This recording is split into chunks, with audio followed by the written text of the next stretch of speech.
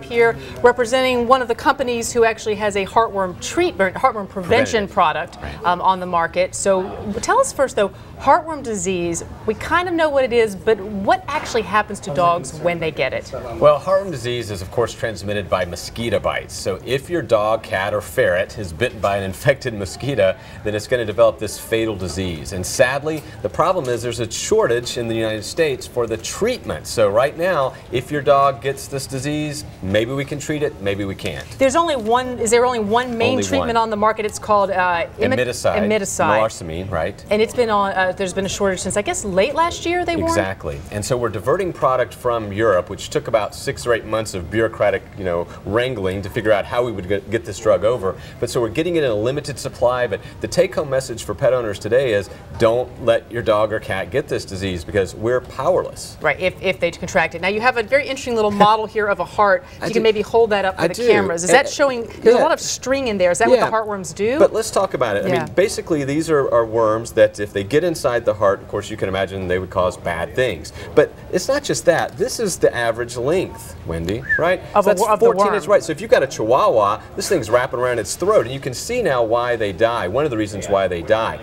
And I always like to carry around a bucket of heartworms, but when you're looking at things like this, instead we have something as a close approximation. Let's hold that up again. Yeah, so I mean, imagine your heart is literally being choked out by these things, and the cool thing is you can prevent this, right? You just give your dog or cat or even ferret a once-a-month preventive, and you don't have to worry about it anymore. And do you find that most people in the United States, at least, do give this to their pets? I mean, I grew up in a generation hearing this commercial, Marmaduke loves good-tasting Flarabits. I mean, I don't even know if Flarabits is on the not on the market anymore, but it seems like this might be one of the things we do regularly, or am I wrong about that? We do a lousy job at it. In fact, the majority of pet owners don't give their dog the recommended heartworm prevention. And so as a veterinarian, this breaks my heart. Every time I see a dog that's diagnosed with this, now I'm powerless to treat it in many cases, and it could all be prevented. And so when people complain about the rising cost of veterinary medical care, this is one of those areas where an ounce of prevention saves a lot of dollars. All right, Ernie Ward, he's got a little bit on the soapbox right here for that, but that's okay. We'll let him do it.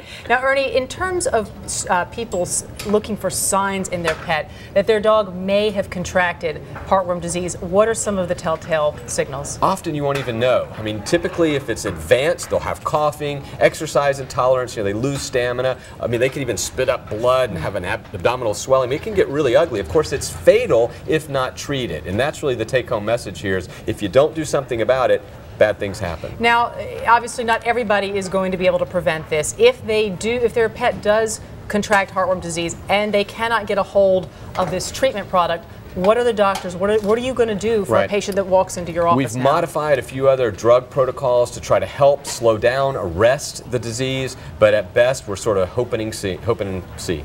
Now, how many cases of heartworm disease have you seen, the actual dogs getting the disease, in North Carolina where you practice? Yeah, we're one of the endemic states. So certainly the Atlantic Basin, the coast where we live, and the Mississippi Delta, those are the two hotbeds, but it's been seen in all 48 contiguous U.S. states. And you mentioned ferrets at the offset. Now, people typically think about it with dogs, but you're saying that across the spectrum of animals can get it? Including humans, which is something people don't think about. I mean, they're rare. Certainly, I'm not worried about heartworm disease myself, but if you get it, it's really nasty. You've got these larvae crawling through your body, winding up in your heart. Again, I want to eradicate this disease if at all possible, and we could do that if we took the dog reservoir out of the picture. So, holding up your spaghetti again one more time. I mean, do these worms, once they get into the heart of the animal, do they multiply? Well, that's where the life cycle gets a little interesting. These guys can't reproduce unless they get the mosquito involved. In fact, the larvae have to be in the midgut of the mosquito. That's how they pass the infection. So their babies don't grow up to be babies in them. It's the next dog, cat, or ferret.